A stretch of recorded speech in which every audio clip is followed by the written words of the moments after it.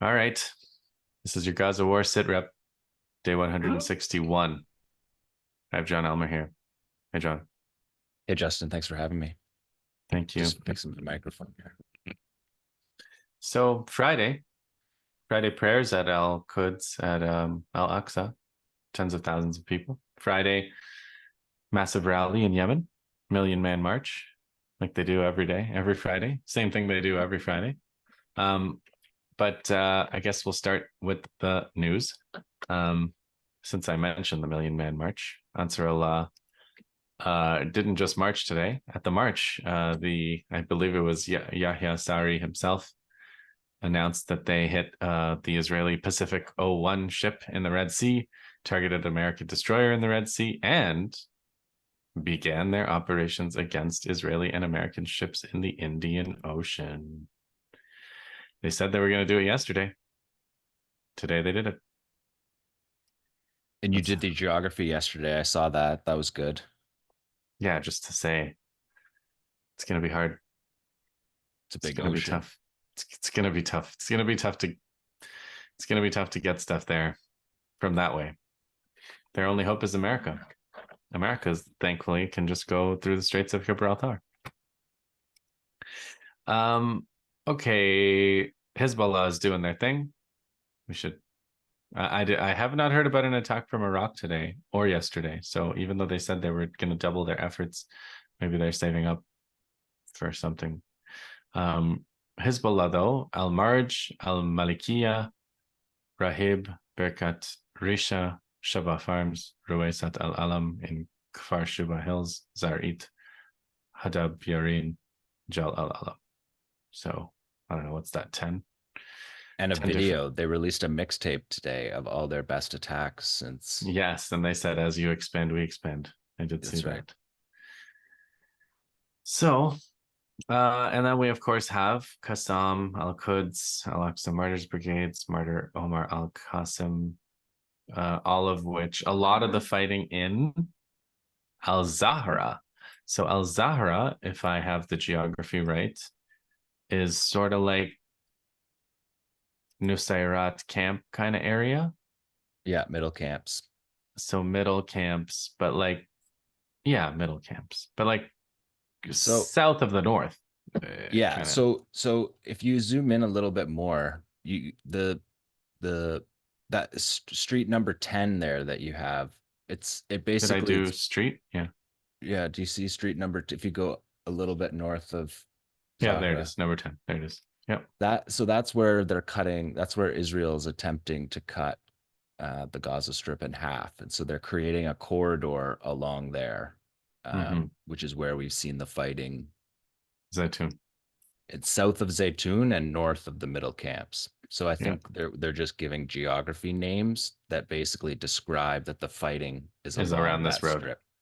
Yeah. And then today, Hamas's ceasefire proposal that they gave to the Israelis said that the Israelis would withdraw to the east of Saladin Street, which is like the main highway splitting Mm-hmm. Gaza. And so that would essentially that part of the proposal would open up the Yeah. corridor for people to go back home Right. through the north. And Um, Israel's cutting that corridor off to specifically prevent that. and then So the fighting's along The there. Kuwaiti roundabout we keep hearing about because Israel, that's where Israel massacres people trying to get food. They've done it almost, I don't know, I think 3 weeks now they've been doing it every Yeah. day. Yeah. So the Kuwaiti roundabout is on Saladin Street at street number 10. So that's the spot. And then because people are expecting or hoping for the aid shipments, there's Mm-hmm. like tens of thousands of people waiting for them in this just absolute horror show. And Israel continues to massacre them. Yeah.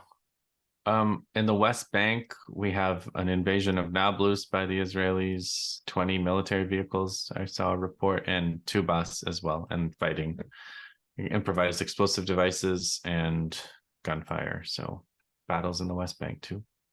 Yeah, and an invasion into Jenin Oh, the other day that was pretty significant.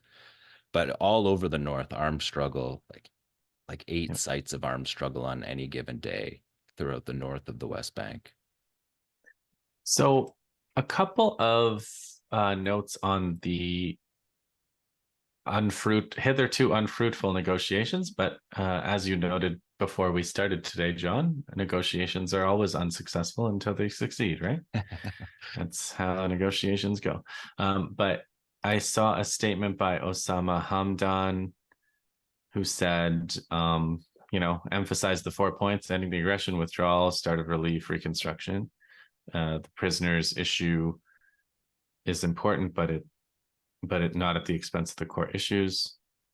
And he says the occupation reveals its true intentions with the operation in Rafah, which is to carry out a genocide. And the other thing he said, which I thought was really good, was the day after the Gaza battle is distinctively Palestinian.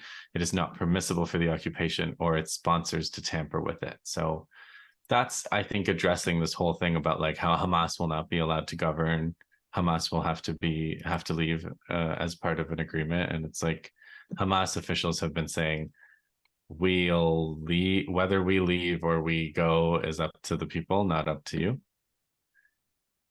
Yeah, I mean, I think you've talked about this lots of times, but a lot of these plans that the Israelis have require you to win the war. Yeah, exactly. And the And they're not. Americans, yeah, and there's this funny, there was a funny thing that I noted, which was like the Israelis are having some kind of spat with Chuck Schumer or something. There's some kind of theatrics about one of the some American official said that Netanyahu needs to go or something, and some Israeli, I don't know who, said, well, Israel's not a banana republic. And I thought that was great because it's like, we're not a banana republic. By the way, Hamas is not going to be allowed to govern Gaza because we say so. So we're not a banana republic, but we make banana republics or whatever. Yeah, and yeah. Okay. I think that covers all the news that I have. I mean, I think that was just the Democrats trying to make some kind of like election statement, right? Like there's no I think Ali pointed it out today that if there's all kinds of ways that you could express in actions what he said in words, right. But they won't do that. Right. But so yesterday, John, a viewer told me to watch Chris Gunness. I think he was on Jadalia or Middle East Eye, and he did an interview, and he was saying there's going to be a massive shipment of food from World Kitchen or something, and they're going to come by sea. And he was like, it's going to happen, and it's going to happen because it's necessary, and it's going to happen. And I was sort of like, I said on my video, I was like, I don't think it's going to happen. I don't think Chris Gunness is right. Like, he knows a lot, but I don't see Israel allowing this to happen. And so today I was clicking refresh, and it appears to have happened. Yeah, it appears to have happened. It was half as much as they said. So it was supposed to be 200, which is what the media is reporting, 200 tons. But yeah, the IDF said 115 tons arrived. Not sure where the other 85 tons are in the middle of a famine. It's a pretty important statistic to lose half of the shipment. But yeah, the numbers I think are interesting. Well, first of all, the Israelis said a number of interesting things about it. They said that this is consistent with their maritime blockade. So they identified that straight out. And of course, yeah, this is escorted by the Israeli Navy. Yeah. And then it's Comprehensive offloaded security to a check. UAE charity. So on the one hand, this is for Israel, allows them to go around UNRWA, the UN organization responsible for Palestinians. It allows them to be seen to be doing the propaganda line where they're saying they're trying to allow aid in. Yeah. But this is a barge. Like, look at that. It's ridiculous. It's being pushed in. It really looks very improvised. Yeah, that's not a pier. I think No. that's a sandbar. Yeah. It's not the same thing. And the barge, I get, yeah, it looks like the barge in the bottom right corner of this panel of photos, the barge seems to have gotten right up to the sandbar, and then presumably it's being offloaded somehow. But Yeah, that it's is being a big, offloaded onto trucks at uh-huh, significant difficulty. If you look at that, it looks like, yeah. that's not where you want to be unloading. And then you're unloading onto trucks. And it turned out that that barge was only 12 trucks. And 12 just to trucks. give people an idea, the October 6th number, which we were calling a blockade for 15 years, was 500 trucks a day. And that barge is bringing 12 trucks in and taking up a lot of column inches of newspaper coverage for what amounts to 12 trucks, literally And there are thousands of trucks, they say, waiting at Rafah. thousands of trucks waiting and hundreds of trucks a day just to break even on the situation, like 500 trucks a day to break even, but they're in such a massive deficit. Deficit. They're in a famine that would require a constant um, overland crossings. There's just no replacement for that. And so, yeah, I guess this is just another Israeli stalling tactic. I mean, we were all. You weren't the only one to say that they didn't think it was going to happen. I mean, that boat even sat in Cyprus for almost a week after they said it was going to happen.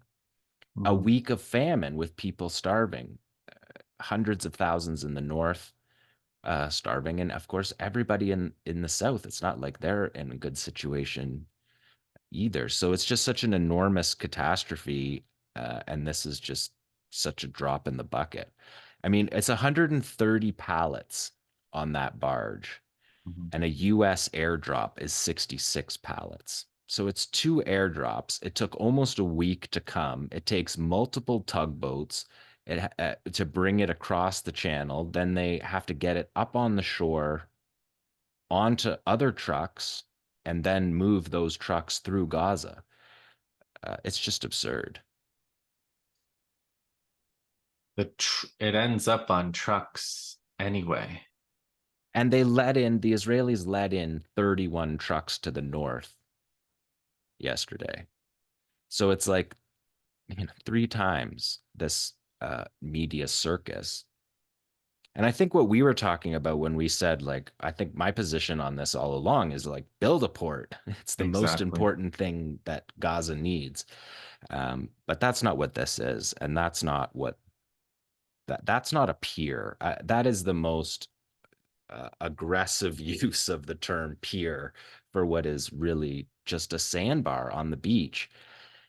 And so that's in the north. And then there's a second pier that I think this is what the Israelis and the Ah, Americans have concocted is that that's this that's pier in the the south will that's the be even on more Street 10. that's the even more mysterious pier from Well, my that's going to be perspective. in the Israeli plan, that'll be connected to Street 10, which is in Nitzarim Junction, one block from Nitzarim Junction. And then they would effectively cut the strip in half and create the aid would come into that what would effectively be a closed military zone. um, that's And and the Palestinian resistance would accept this because they're just starvation is so advanced that this will be the only way. why Is it? they're accepting it today. They're not Yes. accept. Yeah, they're not Why they would accepting it today. accept it in the long run, I just don't think any of these projects can operate without the consent Yeah, of the Qassam brigades on the ground of a long-term situation. yeah, So I think these are just stalling tactics. but isn't 12 it? trucks is a joke. It's a Is joke. Yeah, I agree. I guess that I don't know. Do you? My question is like, do you see some hope in the fact that Israel feels the need to do stalling tactics? Uh, I just Like, what is it they're trying to stall? I mean, is there pressure there must be some pressure to open Rafah, presumably. They must be experiencing pressure to open Rafah. Well, that's a whole separate thing that they're getting apparently pressure on, is to have some kind of plan to move out millions of people from Rafah and put them into an area that has no ability to withstand taking a million. They want to move people to concentrations into the Across. middle camps. Oh, And there's just no, that's just such, but yeah, the US is giving them pressure on that. And then I guess they just keep, I mean, it depends where you think they're coming from. It sure appears that the Israelis are humiliating the Americans. I don't know if you could really make the case that their uh, alliance is so nuanced that the US has decided to just look like an idiot repeatedly in front of the world. yeah, I think that is right. I mean, I think that I talked about this too, I think two sit reps ago. Like, I don't think I've come to think of this as different factions of the same ruling class that are fighting it out publicly. So it's not really like Israel is a country and America is a country and they're, Israel controls America or America controls Israel. It's like there are different factions that are fighting about how to implement the Zionist project, what the timeline is, how aggressive to be about it, how it'll make them look, what alliances it will strain, and what costs they're willing to pay. And I think that's what's playing out. So, and all of these factions are different flavors of Zionist, right? Like Republicans, Democrats, Likud. I And I don't think know talking to their own people is part of the reason why they said it's consistent with the maritime blockade, so that their exactly. people are like. And then Gallant, the defense minister, was out on one of the boats the other day, and he said to the media, he was out with the head of the Navy, and he said that that the pier will advance the collapse of Hamas. So they're seeing it as a way to provide the public through the UAE, with a two-pronged approach of undermining UNRWA, um, and presumably, yeah, undermining the Hamas rule by, I don't know, by feeding But people. It's just not how Hamas looks at it. Like, Hamas is not going to attack the yeah, US bringing in aid. And that's why the US is willing to say that they'll bring 500 American soldiers right up to the shore of Gaza, because their intelligence must be telling them that Qassam is not going to attack them. right. So But this but is this is the whole thing, is that you have to win the war to implement these grand plans, like Zionist plans. yeah, Um, but yeah, I think right now, I think the situation is dire enough for everybody in Gaza that they're going to take aid, they'll however it take the aid. comes. They'll take it. And I guess it'll come. I mean, this is what, like, okay, I understand. I don't want to like go around in circles or repeat myself or whatever, but I understand that Israel's saying, "Isn't this great? We've undermined UNRWA. We are still maintaining the blockade. Um, we've circumvented. We're managing to keep Rafah closed, etc. And we're ultimately going to undermine Hamas by doing this." But that's not what they said at the beginning. They said we're going to treat them like human animals, no food, no water, no electricity. They're human animals and they're going to be treated accordingly. And now they're saying we're going to undermine Hamas by letting aid in. And Well, they're they're still going, treating them like animals. The way that this food was unloaded yeah. was not. Yeah, it's No, I know. humiliating. The whole process is humiliating. And But what I'm saying, what I'm trying to get at is I think of this as this is some Israel has made some whatever they're saying about it, they've made some kind of concession here. Like you called it a stalling tactic. Like they I don't think they want to be allowing food into Gaza by sea, by land, by air. But isn't that the pressure that that's the pressure the Americans are putting on them because like and the EU is putting on them Yeah, because they can support them diplomatically and give them guard.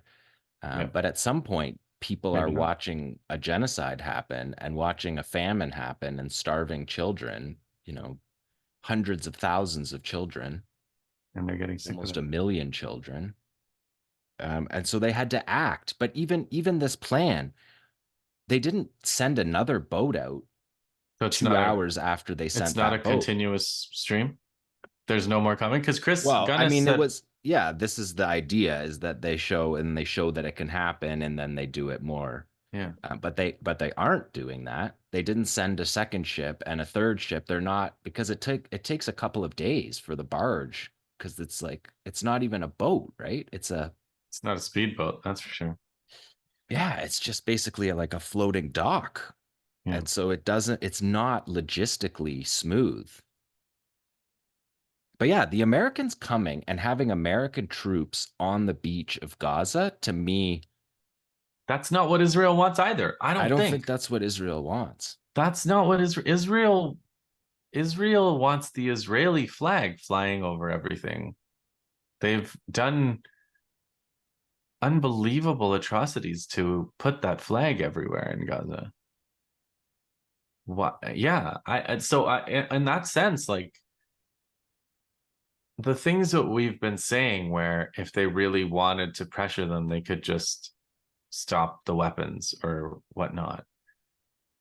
It seems to me that in the kind of the gentleman genocider game that they're playing with each other, this American peer could be some form of pressure on the Israelis to say, like, if you really, really, really aren't gonna let aid in through Rafah, then we'll send the American army to do it by sea. And what are Yeah. you gonna do about it? Yeah. And it's going to take 2 months for that process. So you've got basically 2 months to sort it out. And they Yeah, keep doing these deadlines, right? They said 3 weeks before Rafah, and yeah. then they punt on that deadline. There's no indications of an invasion of Rafah. The Israelis do not appear on the edge of what would be necessary to invade Rafah in terms of logistics, in terms of their forces. Yeah. So they're trying to buy time, but buy time for what? While their people are dying. And that's one of the reasons why the Hamas proposal is rejected by the Israelis, because the Israelis want to know how many people are dead, because they don't want to Are negotiate over people's, and they're are the giving like, Israelis buying time? And this is gonna sound shocking, but are they buying time to ensure that their prisoners die? Like, are they waiting for I sufficient mean, I feel numbers of like their we've been prisoners? saying this since the third week of October that this deal is on the table for them to release their people, a Yeah, bulk release of people that the Israelis are actively choosing to not do. yeah.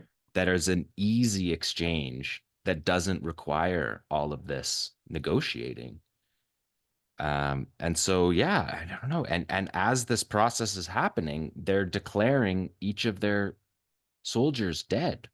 Like they just declared the tank gunner from New York, Itai Chen, who is the one whose father gave Blinken the dog tags to wear, and then Blinken would wear them or no, it was Kirby.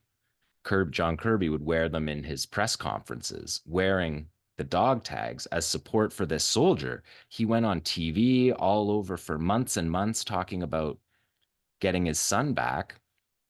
And then they just gave him a rabbinical death certificate the other day based on what information that's new. We saw the videos, by 7:30 a.m. local time. They knew what had happened to Itai Chen. There's no thing in the last 6 months that gave them some information that they didn't have before. None of the captives that have been released were with the soldiers. So they're separate. There's not any information by anybody that got released that they saw Itai or that they knew he was dead. So it's really, it's just, it's, I mean, it's, I'm just speechless about Dumped. it. I just Yeah. can't believe that they're treating their people this way with an attempt to be a settler colony that tries to attract people to come and live there from New York. Like this guy's from New York. He's Yeah. spent less time in Israel than like you and I combined, you know? Like Yeah. it's The one other point about Rafah invasion, which is I saw a news item. Now I can't, I'm trying to re-find it, but I can't. That the US is preparing a resolution against a Security Council resolution against the invasion of Rafah and asking for a truce. Have you seen that? well, I think this is a constant thing that's been going on at the UN because the US is trying to again stall and avoid these resolutions uh, that are being cooked up. So the US has to come up with their own proposals. So, but are they gonna? So it probably doesn't. It probably sounds like they're drafting one thing, and then what they present is going to be we oppose a invasion of Rafah that doesn't have a nice plan for But this is the humanitarian. thing is how is that not humiliating? They said it's a red line. The US said it's a red line and Israel's just going to blaze through the red line. Yeah, that's humiliating, but I guess that's the kind of humiliation that their relationship is based on, that kind of ritual humiliation, I guess. We're just in such uncharted territory. There's just there's just the historical precedent for what this is, and the number of Yeah, captives just changes the equation from any historical examples. yeah. And the scale is just so brutal that what is the thing? They're not going if they've destroyed as much as they've destroyed, and they haven't defeated Hamas. They're not going to. There's not some further level of destruction that Yeah. allows for that to be the case. So what is the goal that Israel achieves where they can say, okay, now we'll negotiate for our own people? They just don't want to give up their prisoners. They just can't give up the Palestinian prisoners. Their government is Yeah, which is too like the crazy. opposite of their whole doctrine that Israeli lives are worth more. Now they're saying Palestinian prisoners are worth more.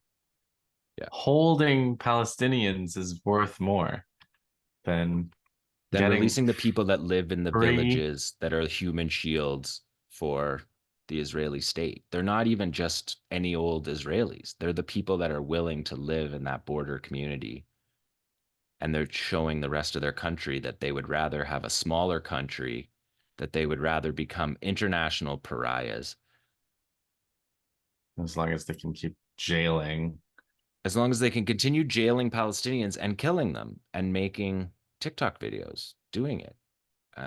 It's really a turning point in history that I think which is one of the reasons why we do sit reps so frequently, is that Yeah, it's happening so it's fast. happening right And now, and and we're like the magnitude of what's happening, you can't miss a week and sit rep, because after a week, the world is unrecognizable from the week before. I think I just made a Finkelstein gesture. You remember that gesture that's going around from that small room? He's sitting in that small room with Benny Morris and that other guy, and he's going like this. And they've made a meme of him like with purple energy coming off of him and stuff. do you know that that's the first time that Benny Morris and Norman Finkelstein were in that kind of debate position? I just find that interesting. I don't So think many Benny Morris decades. is a big debater, right? No, I no. I think, yeah. Well, Especially not debating Finkelstein. who wants to debate Finkel? Who wants a piece of Norman Finkelstein? No, I wouldn't. I wouldn't go for that. Finkelstein was like, I've read everything that you've written, not one time, not Twice. two times, not three times. Well, I mean, Image Reality of the Israel-Palestine conflict is a great book, and there is at least one chapter on Benny Morris. I mean, it's Oh on yeah, Benny no, I Morris's mean book. Finkelstein in a lot of ways, yeah, He's a that scholar research of that, Benny Morris. Yeah. yeah, yeah, he used Benny Morris to dismantle. Getting worse. multiple multiple scholars on his way to being unemployable in the United States. That's all I got, John. I think that's pretty good. So we've yeah, I mean, I am gonna, I think I'm gonna try. Did you guys have Chris Gunnis on a live stream? I'm gonna try Yeah. to get him. I'm gonna try to get him and say, Chris Gunnis, what do you know that I don't know? Because I did not think this was gonna happen. And he said some other things that now that I also shook my head at, and now, I'm having to revise. He said this is the first of many. He said this is not only to provide humanitarian aid, but also to get Gaza's economy going again. Yeah, that's the big leap. That's a big leap, Chris. This I was a big leap already, though. This was a big leap already. So now Well, I think he could know from his community of people that yeah. this aid organization was mobilized and on the docks, so he would have known all that stuff. Hmm. And he would have known that there was coordination with the Israelis, which was the thing I think we were missing.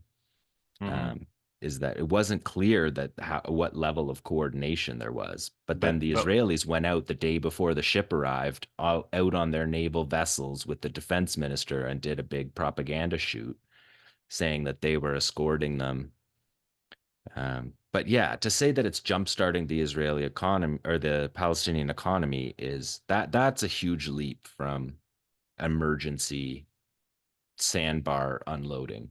well, Justin Chris is 0-1, so I'm hoping it's gonna be 0-3. Because everything that he says is gonna happen are things that I'd like to see happen. Yeah, just to be clear, it was 12 trucks. So even if they were one after another, how many of those have to take place in a day Sure, to make the logistics are already there on the land crossings to absolutely. back a truck up and unload them properly at the terminals. And the Israelis are closing the terminals But they've let early each day. but they've let trucks in and killed and attacked them. So that's why I also thought they were going to do this barge. I thought, okay, big deal. They're going to go and clear the barge and then they're going to bomb it or something. Yeah. I mean, this is the whole thing is how are they gonna the reason why that there's a lot of people at the aid distribution sites that the trucks are coming in, and that wasn't the case in the north at the Protest? You mean Israeli protesters? oh that too, but Palestinians, that if Palestinians all mobilize down on the beach for each of these boats to arrive, it's the same logistical problem just on the other side. So I think what the UN officials like Chris are saying is that they need all of these Yeah, that's exactly his outlets words. open. That's what he said. Yeah, and then so they're talking about this term like flooding, and so they want to open as many crossings as they Yeah, can, and that's the language that they're that's using. exactly what he said. Yeah. But the logistics are the thing that are just screaming you in the face right there. That 12 trucks is not the same people that are escorting the barges to the sandbar are the same people that could open the border for significant trucks to come through.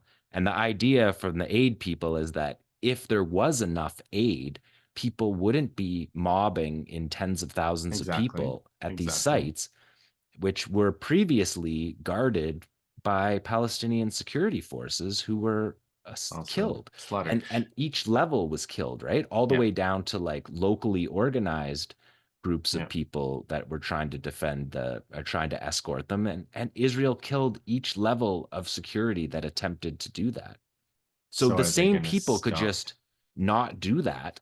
Well, and here's another thought. Like ultimately the barge gets to the sandbar and then it's loaded onto trucks. So we're not even talking about not using trucks. We're just talking about a different source from which to load the trucks. Yeah. And And the the trucks trucks have to move through the territory. And it's so all of those logistical things. are So still what there. Chris is saying is if they get enough aid in that people won't go to those sites and then the logistics become easier by letting in more food. Um, but it's not a logistical problem. It's an Israeli imposition of starvation as a weapon of war. Like Yeah. simply, if Israel wanted to allow more aid in, they simply could staff with soldiers and inspectors the crossings all the way along the border.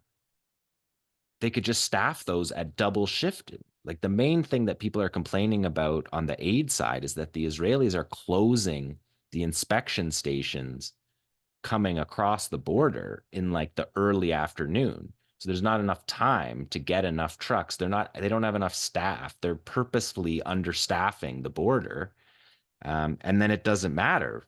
Uh, if there's not enough trucks coming through, um, Too bad. all Israel would have to do is extend those hours at the border for a couple of days and have a real push to get 700 trucks in a day is a thing that can happen. They've So this idea mobilized of focusing on 12 is a circus. the circus.